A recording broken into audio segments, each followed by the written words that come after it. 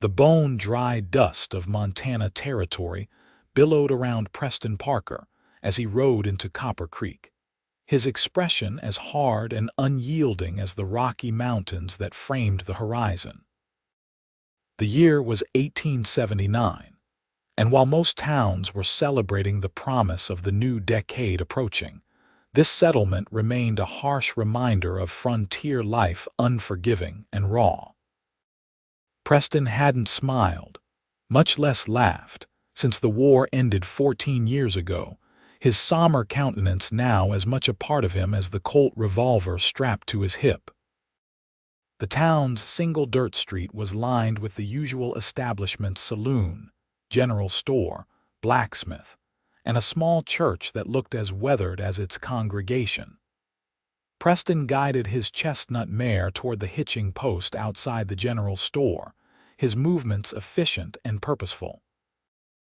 The store's wooden sign, Callaway's Goods and Sundries, swung gently in the afternoon breeze. "Afternoon, mister," called the shopkeeper as Preston entered, the small bell above the door announcing his arrival. "Passing through or staying a while?" "Staying," Preston replied, his voice gruff from disuse. "Looking for work?" "Well, you're in luck. Copper Creek Ranch is hiring. Owner passed last winter and his daughter's been running things since. Miss Eleanor Calloway, she's my niece, matter of fact." The shopkeeper's chest puffed with pride. "She's a spirited one, but fair. Ranch is about 3 miles north of here." Preston nodded, gathering the supplies he needed: coffee, beans, ammunition, before paying and heading back to his horse. The mention of a woman running a ranch alone piqued his curiosity, though his expression remained impassive. The Callaway Ranch came into view as Preston crested a hill, a sprawling property with a sturdy 2-story house, a large barn, and several corrals filled with cattle and horses. The land around it was lush compared to the dusty town, with a creek cutting through the eastern edge of the property. As he approached, he noticed a slender figure struggling with a stubborn horse in one of the corrals. Drawing closer, he realized it was a woman, her auburn hair escaping from beneath her wide-brimmed hat, determination evident in her posture as she attempted to calm the skittish palomino. Preston dismounted, tying his mare to the fence post before approaching. "Need a hand, madam?" he called, keeping his distance to avoid startling the horse further. The woman turned, revealing a face flushed from exertion, green eyes narrowed against the sun. "Depends on whether you know horses or are just another drifter looking for handouts," she replied, not releasing her grip on the lead rope. "I know horses," Preston stated simply, reaching the corral fence. With careful movements, he climbed over and approached slowly, his eyes fixed on the nervous animal. He spoke in low, gentle tones, his hand extended palm down. The palomino's ears flickered forward, curiosity replacing fear. Within minutes, the horse was nuzzling Preston's shoulder, completely calm. The woman watched, impressed despite herself. "I'm Eleanor Calloway," she said, extending her hand. "And you are Preston Parker," he replied, accepting her handshake. Her grip was firm, her skin rough from ranch work, but unmistakably feminine. "I heard in town you might be hiring." Eleanor studied him, taking in his weathered appearance, the careful way he handled the horse, and the shadows behind his eyes that spoke of experiences she could only imagine. "I am. Lost 2 hands last month, one to marriage, one to gold fever.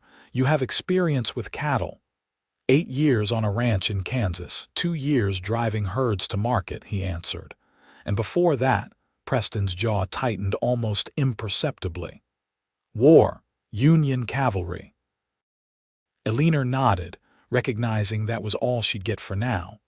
"Room and board plus $30 a month. Work starts at dawn, ends when the work's done." "Fair enough," Preston agreed. "Bunkhouse is over there." She pointed to a long, low building beyond the barn. Get settled, then find Hank, my foreman. Gray hair, walks with a limp. He'll show you around." With that, she handed him the Palomino's lead rope and strode toward the main house, her posture straight as a ramrod. Preston watched her go, something shifting in his chest that he quickly tamped down. He hadn't come here for anything but work and a place to lie low for a while. The last thing he needed was to take notice of a woman, especially one who was now his boss. The next few weeks established a routine. Preston rose before dawn, worked alongside the other 3 ranch hands, took his meals in the bunkhouse, and collapsed into his bunk each night, bone-tired but oddly satisfied. The work was hard but honest, and the other men, Hank, a grizzled veteran of frontier life, Tobias, a young half-Mexican cowboy with an easy laugh, and William, a quiet, bookish fellow who'd come west for his health, were decent sorts who respected a man's privacy. Eleanor proved to be a capable ranch owner, riding alongside her men most days, making decisions about breeding stock, and negotiating cattle sales with buyers from as far away as Chicago. Preston found himself respecting her grit and determination, though they rarely exchanged more than necessary words, until the day of the spring roundup. The hands had been gathering strays for 3 days, camping under the stars, when a sudden, violent thunderstorm forced them to seek shelter in an abandoned line shack.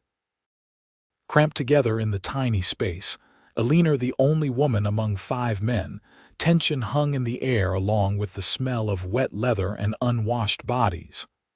"Might as well get comfortable," Hank announced, shaking water from his hat. "This looks to settle in for the night." Eleanor nodded, wringing water from her braid. "At least we have dry wood," she observed, nodding to the stack of kindling by the small stone fireplace. Preston moved to start a fire, his efficient movements drawing Eleanor's attention. In the growing firelight, she noticed the scar that ran along his jawline, previously hidden by shadow and distance. He felt her gaze but didn't acknowledge it, focusing instead on coaxing the flames to life. The men played cards to pass the time, while Eleanor reviewed figures in a small notebook she kept in her saddlebag. Eventually, conversation turned to stories, each man sharing tales of their past except Preston, who remained silent, listening. "What about you, Parker?" Tobias finally asked.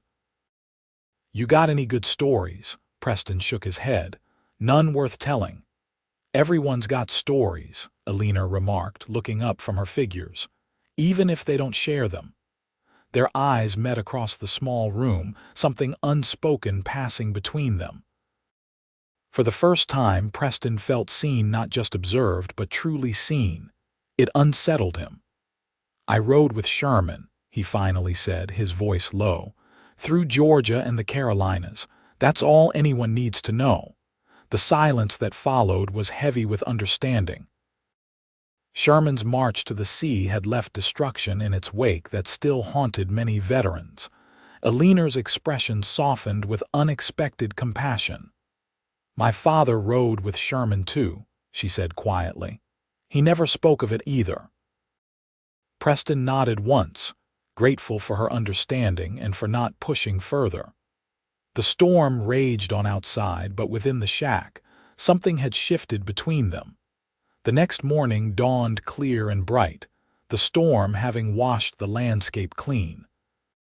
As they saddled their horses to continue the roundup, Eleanor approached Preston, holding out a small tin of salve. "For your hands," she explained when he looked at it questioningly. "The rope burns will get infected if you don't tend them." Preston stared at the tin, then at Eleanor's face. No one had shown him such consideration in longer than he could remember. "Thank you," he said, accepting the gift, careful not to let their fingers touch. Eleanor nodded briskly, all business again. "Can't have my best hand getting sick. We've still got 3 days of roundup left." As she walked away, Preston found himself watching her, noticing the grace in her movements despite her practical clothing and no-nonsense manner. Hank caught him looking and raised an eyebrow.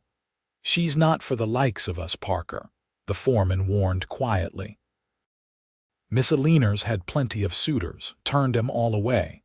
After her pa died, seems she put all thoughts of marriage aside to save this ranch. Preston scowled. "I wasn't thinking anything of the sort," he replied gruffly, though he wasn't entirely sure that was true. The roundup concluded successfully, with more calves than expected and fewer losses to predators than the previous year. Eleanor was pleased, and to celebrate, she invited all the hands to Sunday dinner at the main house, a rare occurrence, according to the others. "Miss Eleanor's a fine cook," Tobias told Preston as they cleaned up for the occasion. "Her apple pie won first prize at the territorial fair 2 years running." Preston merely nodded, uncomfortable with the prospect of sitting at a proper dinner table in the boss's home.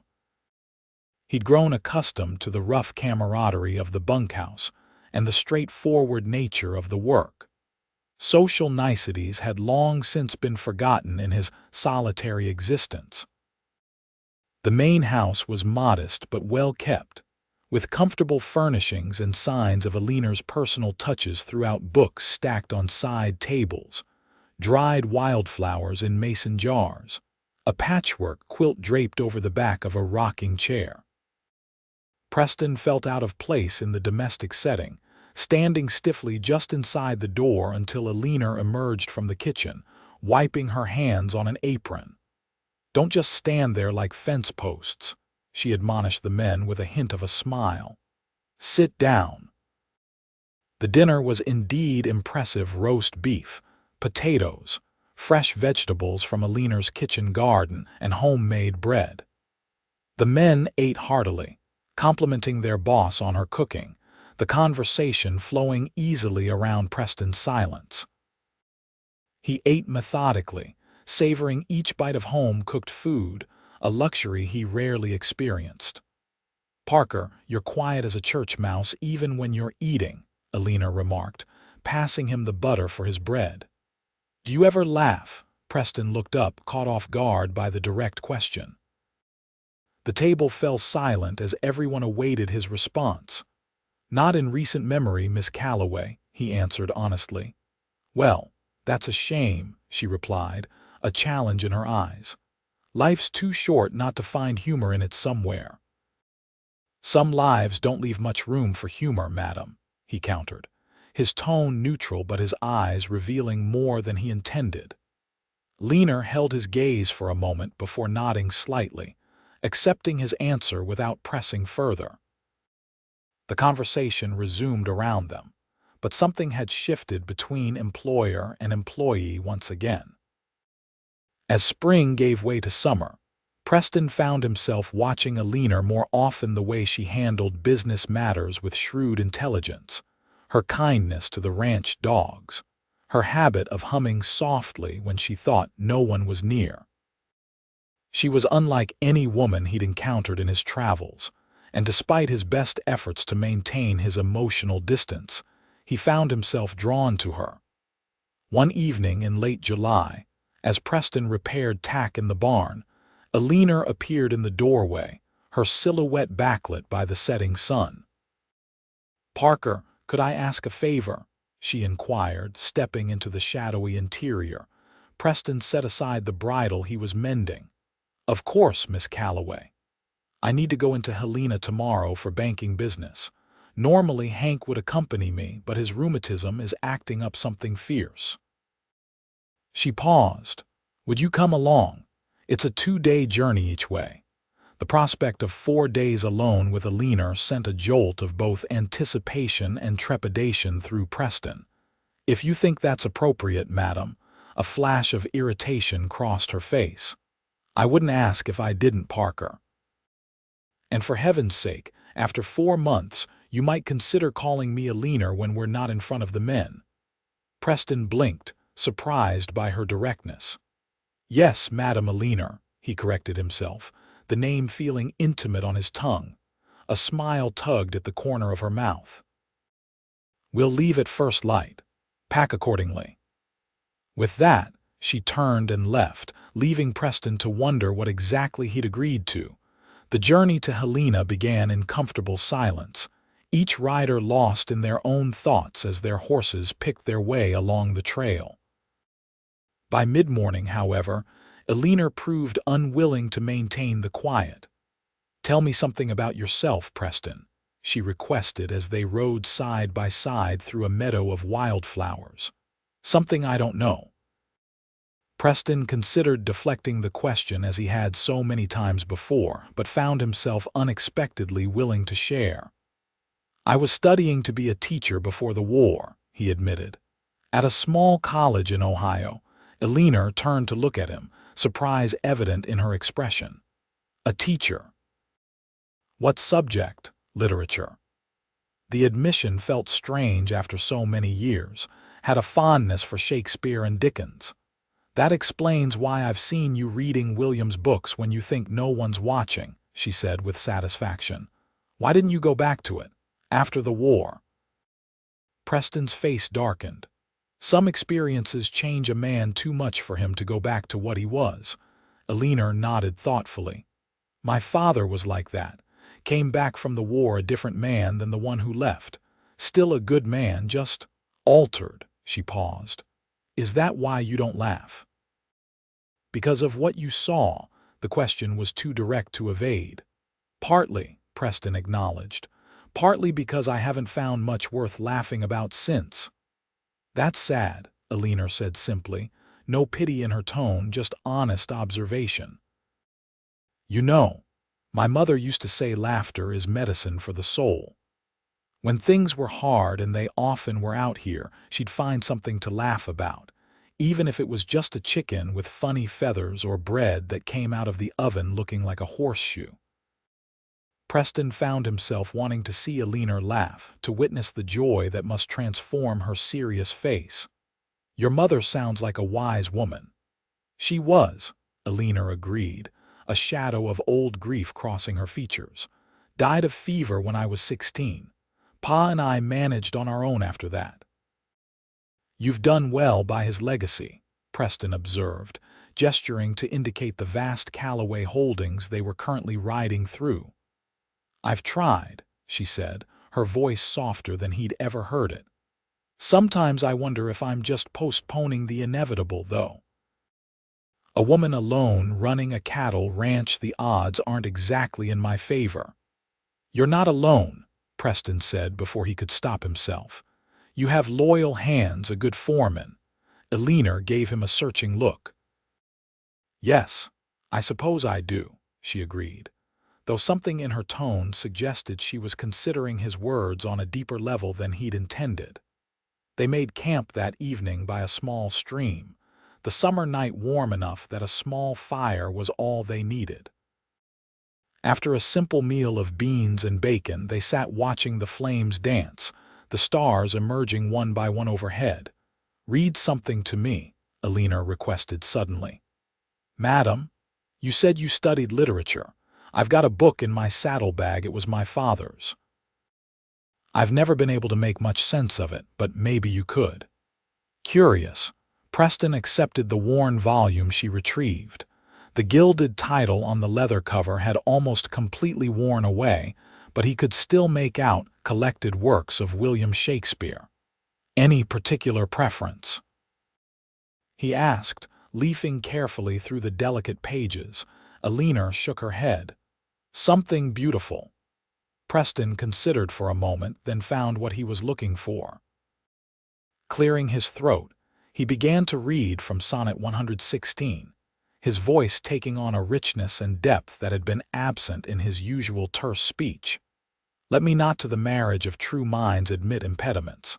Love is not love which alters when it alteration finds, or bends with the remover to remove."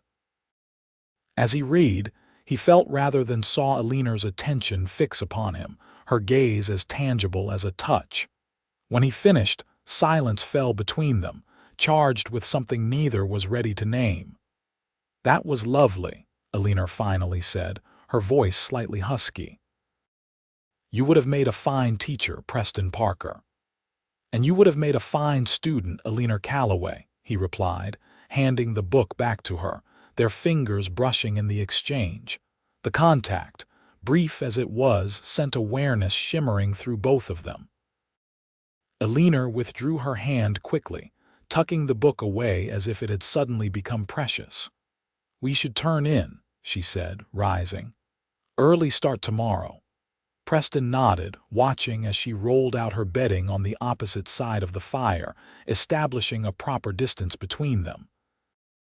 As he settled into his own blankets, he found himself revisiting the sonnet in his mind, the words taking on new meaning as he drifted toward sleep. Their business in Helena took longer than expected. The bank was reluctant to extend Eleanor the loan she sought to purchase new breeding stock, despite the ranch's solid financial standing. Preston watched as she argued her case with passion and intelligence, only to be dismissed by the bank manager with patronizing smiles. "Perhaps if you were to marry Mrs. Callaway, your husband could sign for the loan," the manager suggested, his tone falsely solicitous. "A woman alone, you understand." Preston saw Eleanor's shoulders stiffen, her hands clench at her sides. Before she could respond, he stepped forward. "Miss Callaway's ranch is the most efficiently run operation in the territory," he stated, his voice cold with suppressed anger. "Her cattle bring top dollar at market, and her breeding program is innovative. Any bank would be fortunate to have her business." The manager blinked, taken aback by Preston's intervention. "And you are?" "Preston Parker. I work for Miss Callaway." "Ah, I see. Well, Mr. Parker, perhaps you don't understand banking. I understand recognizing quality and opportunity when I see it," Preston interrupted. "And I understand that the bank in Butt would be very interested in Miss Callaway's business if you're not."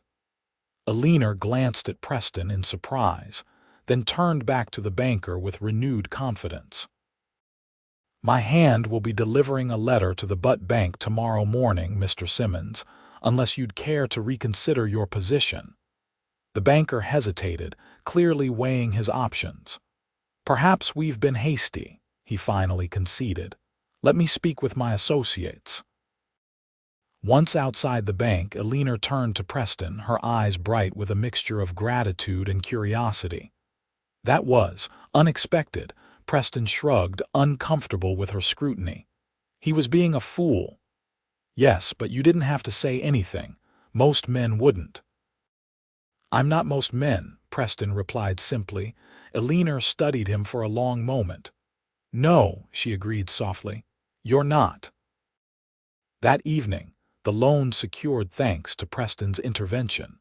Eleanor insisted on treating him to dinner at Helena's finest restaurant, a far cry from their usual camp meals or bunkhouse fare. Preston felt awkward in his best shirt, which was still trail-worn despite his efforts to clean it. But Eleanor assured him he looked perfectly presentable. She herself had changed into a dark green dress that brought out the color of her eyes, her hair arranged in a simple but elegant style that softened her usual practical appearance. Preston found himself stealing glances at her throughout the meal, marveling at this different version of the woman he'd come to know. "Why did you never marry, if you don't mind my asking?" Eleanor inquired as they waited for dessert, the wine they'd shared loosening her usual reserve. Preston considered the question, weighing how much to reveal. "There was someone once, before the war. We were to marry when I finished my education." "What happened?" Eleanor asked gently. "She married my brother while I was away fighting, had 2 children with him before I returned." Preston's voice was matter-of-fact, the pain of the betrayal long since dulled by time and the greater traumas of war. "I'm sorry," Eleanor said sincerely. "That must have been difficult." Preston shrugged. "It was for the best. I wasn't the same man who left, wouldn't have been fair to her." "And since then?" No one has caught your eye in all these years of wandering. Their gazes met across the table, the question hanging between them laden with unspoken meaning. Preston could have evaded, could have maintained the emotional distance he'd cultivated for so long. Instead, he found himself answering honestly. Until recently, no. The color that rose in Eleanor's cheeks told him she understood his meaning perfectly. Before she could respond, the waiter arrived with their dessert, breaking the moment. They finished the meal in a charged silence, both aware that something fundamental had changed between them. The journey back to the ranch seemed both longer and shorter than the trip out, longer because of the new awareness that hummed between them. Shorter because neither wanted the time alone together to end. They spoke of practical matters: the ranch, the new stock Eleanor planned to purchase, the upcoming harvest, but underneath ran a current of unacknowledged possibility. They arrived back at the ranch late on the fourth day, tired but satisfied with the success of their journey. The hands welcomed them back with news of all that had transpired in their absence: a calf born, a fence mended, preparations for haying well underway.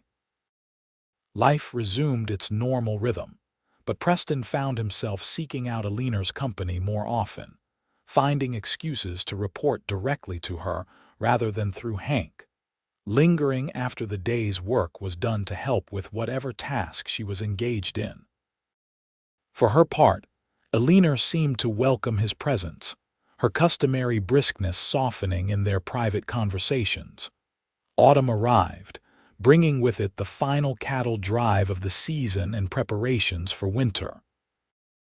Preston proved invaluable during this busy time, his experience and quiet competence earning him the respect of everyone on the ranch.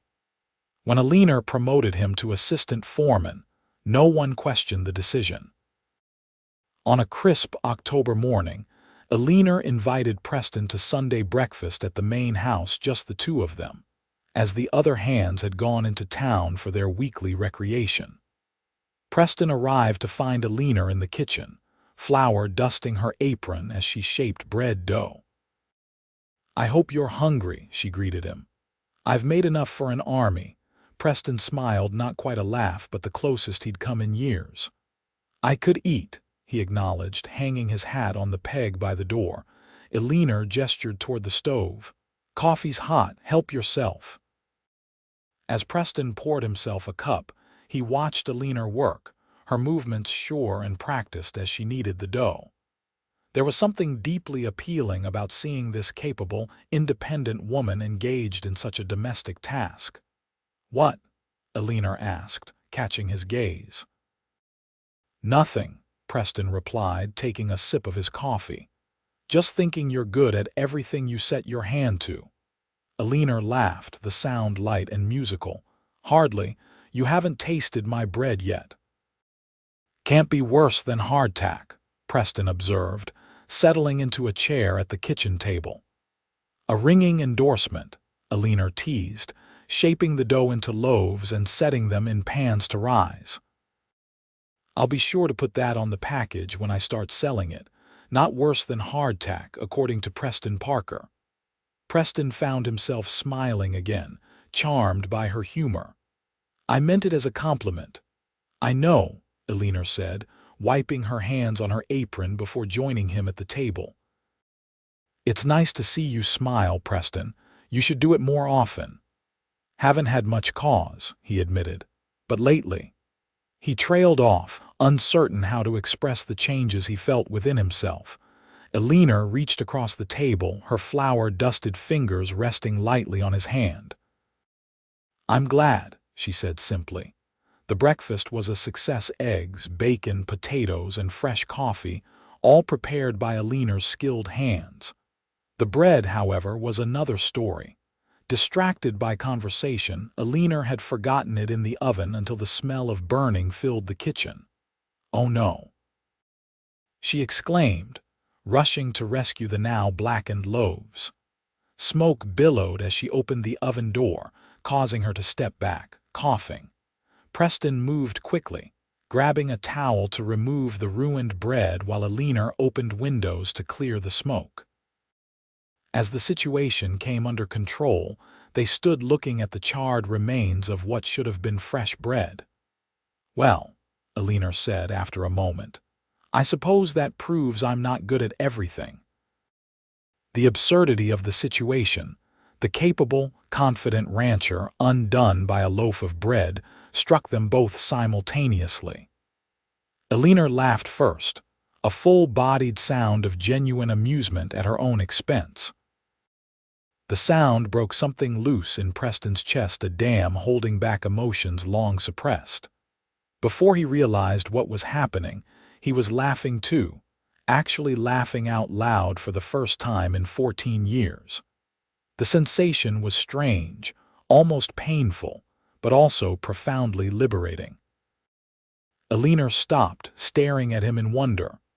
"Preston Parker," she said, her voice soft with amazement, "you're laughing." Preston's laughter subsided, but the feeling of lightness remained. "I suppose I am," he acknowledged, surprised at himself. "It's a wonderful sound," Eleanor told him, her eyes bright, "like finding water in the desert." The moment stretched between them, laden with meaning. Preston took a step toward her, then another, until they stood just inches apart. Slowly, giving her every opportunity to step away, he raised his hand to cup her cheek, his thumb brushing away a smudge of flour. "Eleanor," he began, his voice rough with emotion. "Yes," she whispered, her eyes never leaving his. "I think I might be falling in love with you," Preston admitted, the words feeling foreign yet absolutely right. Eleanor's smile was radiant. "I think I might be letting you," she replied, raising her own hand to cover his where it rested against her cheek. Their first kiss was tentative, a gentle exploration of new territory. Their second was not.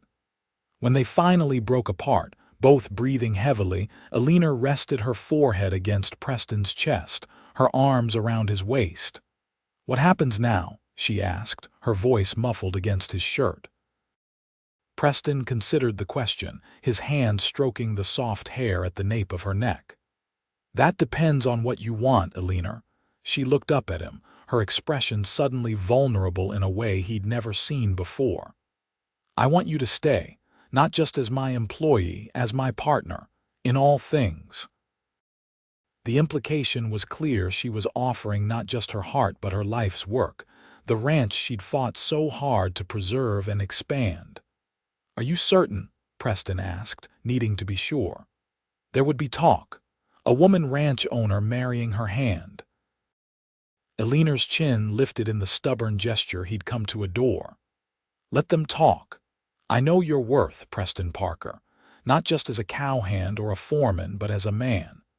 A good, honorable man who makes me laugh and makes me feel safe and makes me believe in possibilities I'd given up on."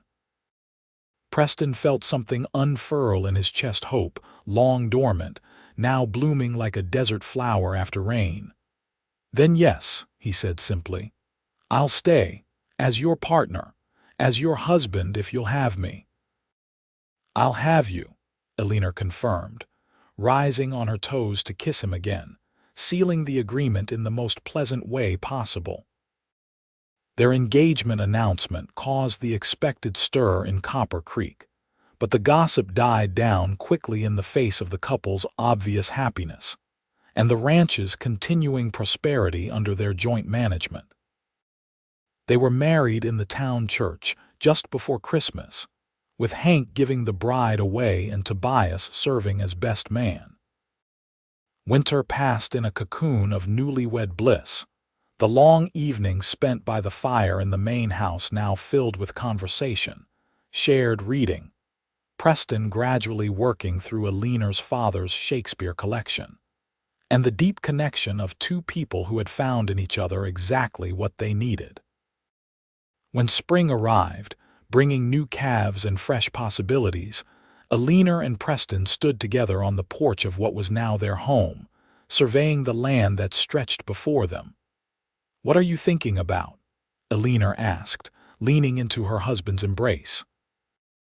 Preston smiled, a frequent occurrence now, though his full laugh remained rare enough to be treasured when it came. "I was thinking about burned bread," he admitted. Eleanor chuckled. "Of all things, why?" "Because if you hadn't burned that bread, if you hadn't laughed at yourself, I might never have found my way back to laughter, to life." He tightened his arms around her. "To you." Eleanor turned in his embrace, rising on her toes to kiss him softly. "Well then, I'm glad I'm a terrible baker." "The worst," Preston agreed solemnly, though his eyes danced with humor. "Fortunately, you married me for my other qualities," Eleanor teased. "Indeed I did," Preston confirmed, his expression growing serious. "I married you because you brought light back into a world I thought would always be dark, because you saw the man I could be, not just the man I was." Eleanor's eyes filled with tears at his rare eloquence. "I love you, Preston Parker." "And I love you, Eleanor Parker," he replied, the name still new enough to bring a smile to both their faces. "More than I ever thought possible." As they stood together watching the sun rise over their land, Preston reflected on the strange, winding path that had brought him to this moment, from scholar to soldier, from broken man to beloved husband. All because a stubborn, remarkable woman had burned the bread and laughed first, showing him that life could still contain joy, even after so much sorrow. 5 years later, the Callaway Parker Ranch was thriving beyond anyone's expectations. The innovative breeding program Eleanor had initiated and Preston had expanded had produced a herd renowned throughout the territory for its quality. The loan that had brought them together had been repaid threefold, and they had added 2 adjacent properties to their holdings.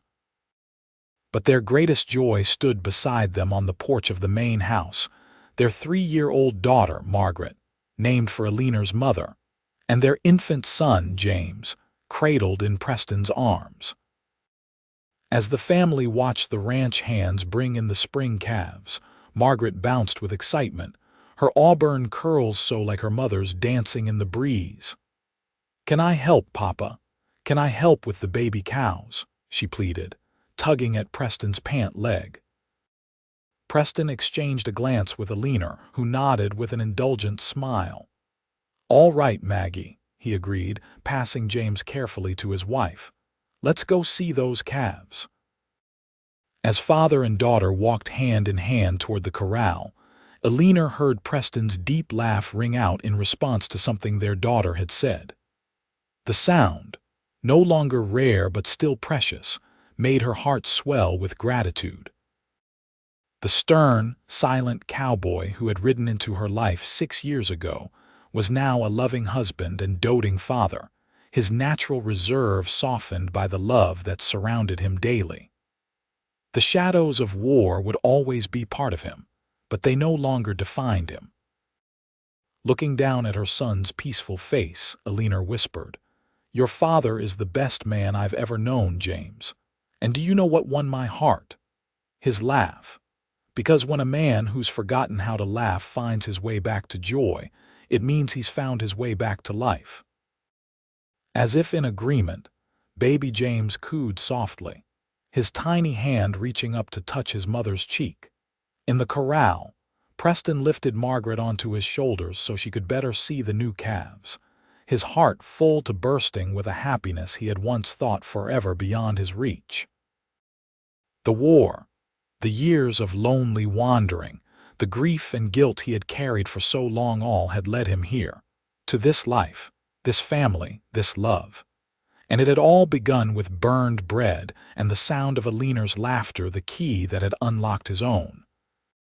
That night, as they lay together in the quiet darkness of their bedroom, Eleanor nestled against Preston's chest, listening to the steady beat of his heart. "What are you thinking about?" he asked, echoing the question she so often posed to him. Eleanor smiled against his skin. "I was remembering something my mother used to say. Find a man who can laugh with you, cry with you, and walk beside you through whatever comes. I never understood how important that was until I met you." Preston pressed a kiss to the top of her head, his arms tightening around her. "I didn't know how to laugh or cry when I met you," he reminded her. "You taught me both." "We taught each other," Eleanor corrected gently. "And we'll keep teaching our children and maybe someday their children." The thought of grandchildren, of a future stretching far beyond anything he had dared to imagine in his darkest days, filled Preston with quiet wonder. "I'd like that," he murmured. As sleep claimed them, wrapped in each other's arms in the home they had built together, both Preston and Eleanor knew with bone-deep certainty that whatever challenges tomorrow might bring, they would face them together with courage, with determination, and always, always with love. And occasionally, with laughter over burned bread.